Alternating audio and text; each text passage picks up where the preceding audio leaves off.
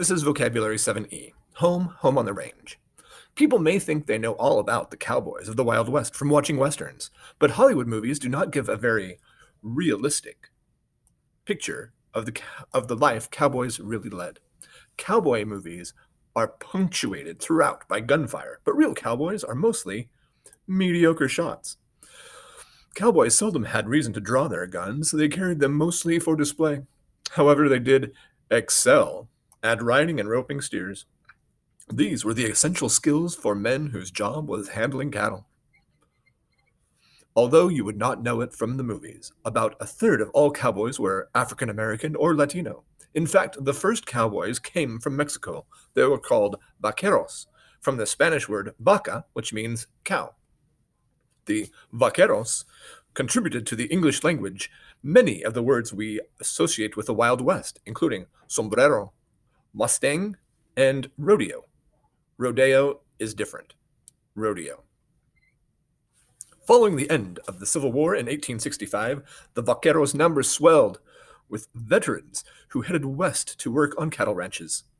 Many were African Americans who found a greater degree of freedom in lands that were just opening up to settlement. The rodeo offered them an opportunity to prove their worth. One of the earliest performers was an African American cowboy named Nat Love. Love was born in Tennessee as an enslaved person in 1854. As a boy of 15, he worked as a trail hand out of Dodge City. There he learned the riding and roping skills that made him a star of the rodeo.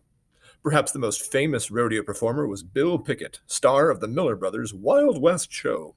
Pickett was the first African American admitted into the National Cowboy Hall of Fame. Westerns usually show the cowboys in town having a good time, but the lives of real cowboys were quite monotonous. Days were spent mostly working on the range. At that time, cowboys drove the cattle along trails that originated in Texas, where most of the cattle ranches were located.